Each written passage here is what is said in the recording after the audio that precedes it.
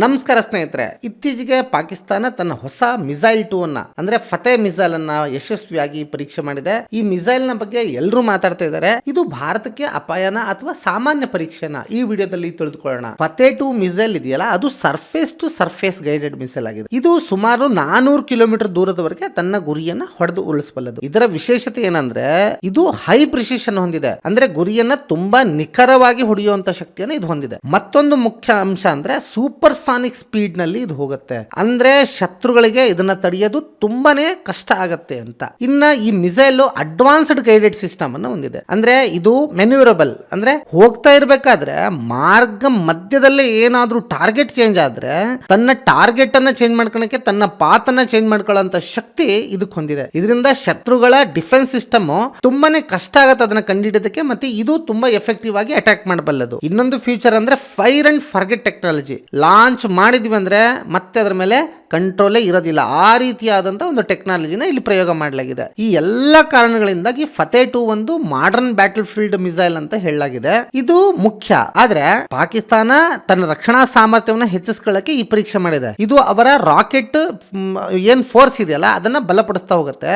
ಆದ್ರೆ ಮುಖ್ಯ ಪ್ರಶ್ನೆ, ಭಾರತಕ್ಕೆ ಇದರಿಂದ ಅಪಾಯ ಇದೆಯಾ ಅನ್ನೋದನ್ನ ನೋಡ್ಬೇಕಾಗತ್ತೆ. ನೇರವಾಗಿ ನೋಡಿದ್ರೆ ಇದು ಒಂದು ಸಾಮಾನ್ಯ ಡಿಫೆನ್ಸ್ ಡೆವಲಪ್ಮೆಂಟ್, ಇದು ಅವರ ರಾಕೆಟ್ ಫೋರ್ಸ್ ಅನ್ನ ಬಲಪಡಿಸುತ್ತೆ. ಆದ್ರೆ ಮುಖ್ಯ ಪ್ರಶ್ನೆ, ಇದು ಭಾರತಕ್ಕೆ ಅಪಾಯನ?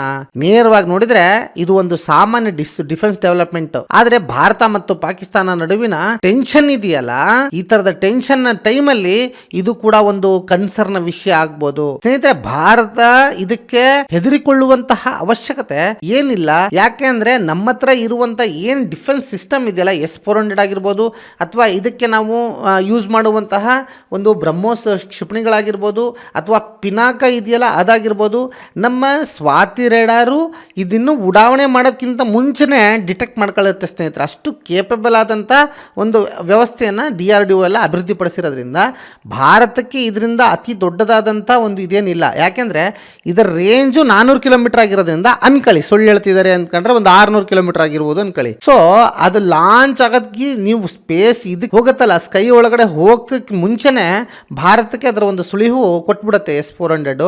ಹಾಗಾಗಿ ಭಾರತ ಇದನ್ನು ನೋಡಿ ಭಯ ಪಡುವಂಥ ಯಾವ ಅವಶ್ಯಕತೆನೂ ಇಲ್ಲ. ಒಟ್ಟಿನಲ್ಲಿ ಫತೆ 2 ಮಿಸೈಲ್ ಪಾಕಿಸ್ತಾನದ ಮಾಡರ್ನ್ ಮಿಸೈಲ್ ಸಿಸ್ಟಮ್ ಆಗಿದೆ. ನೆಕ್ಸ್ಟ್ ಭವಿಷ್ಯದಲ್ಲಿ ಸೌತ್ ಏಷ್ಯಾ ಸೆಕ್ಯೂರಿಟಿ ಮೇಲೆ ಖಂಡಿತ ಒಂದು ಸ್ವಲ್ಪ ಪರಿಣಾಮವನ್ನು ಬೀರುವಂಥ ಶಕ್ತಿನ ಒಟ್ಟಿನಲ್ಲಿ ಪಾಕಿಸ್ತಾನದ ಫತೆ 2 ಮಿಸೈಲ್ ಮಾಡರ್ನ್ ಮಿಸೈಲ್ ಆಗಿದೆ.